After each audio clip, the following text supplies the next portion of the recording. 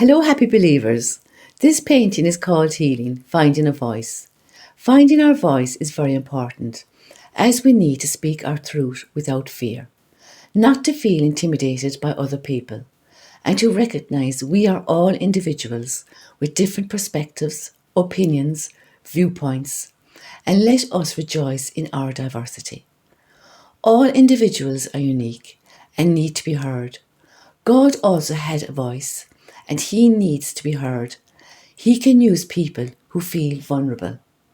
The great prophet that comes to mind is Moses, and his conversations he had with God are very interesting.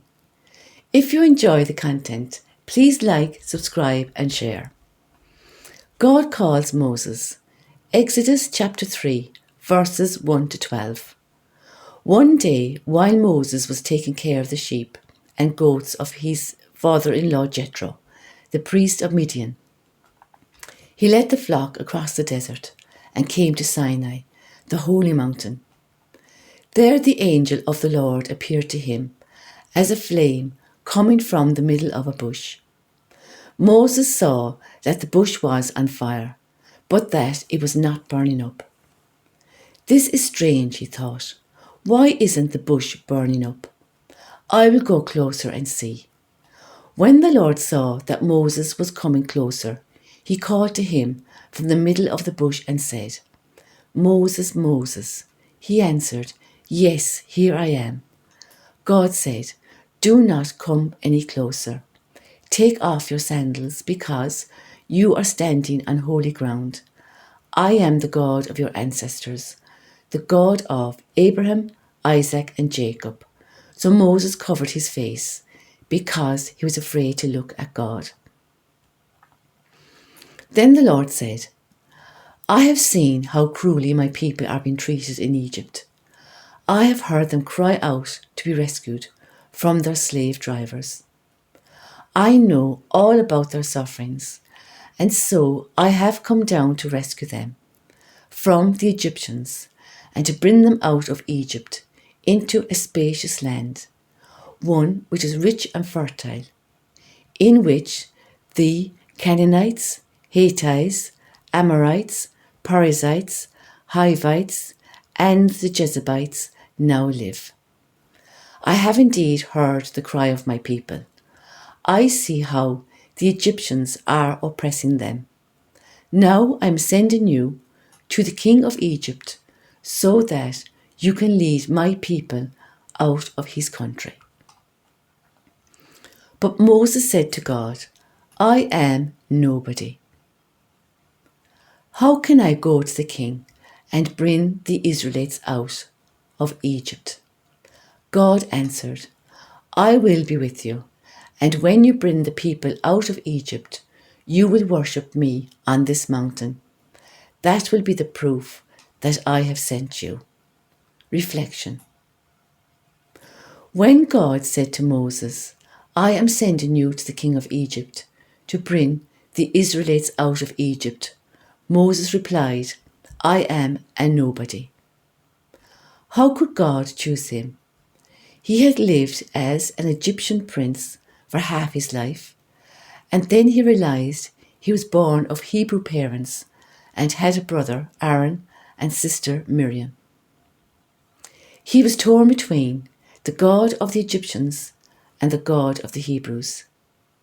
He got into an altercation and murdered an Egyptian and then fled from Egypt.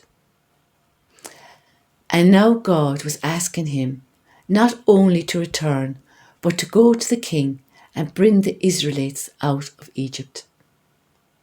No wonder Moses didn't feel worthy and felt like a nobody with his personal history. God saw it differently. He saw in him what he or others did not see in him. God saw his heart and knew it was good. Please pause and read. God gives Moses miraculous powers.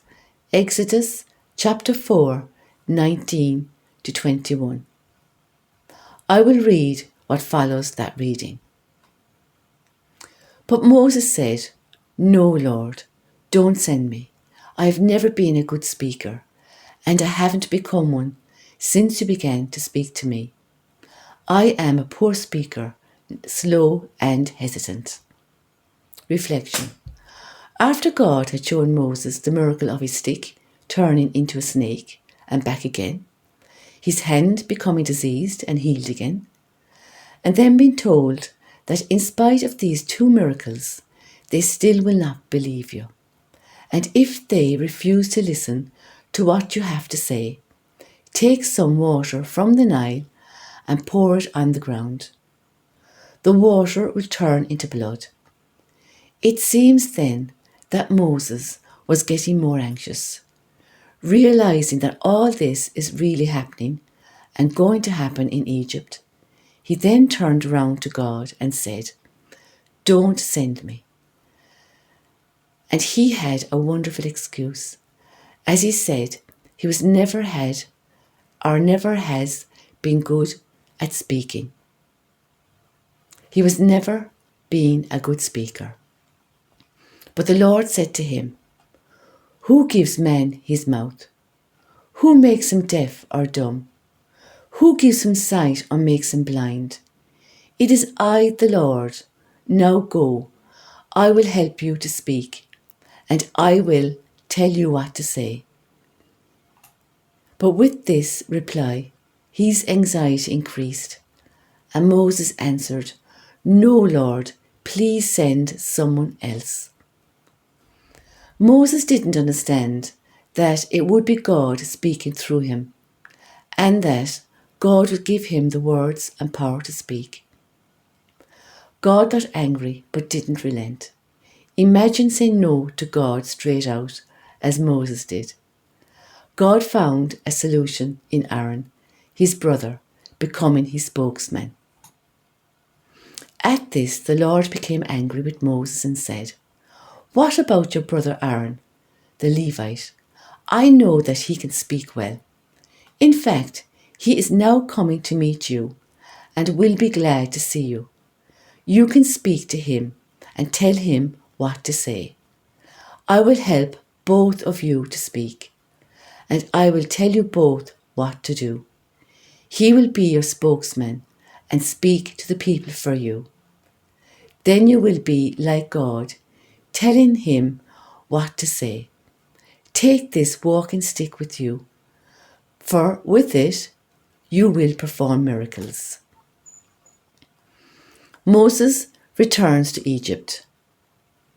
While Moses was still in Midian, the Lord said to him, "Go back to Egypt, for all those who wanted to kill you are dead."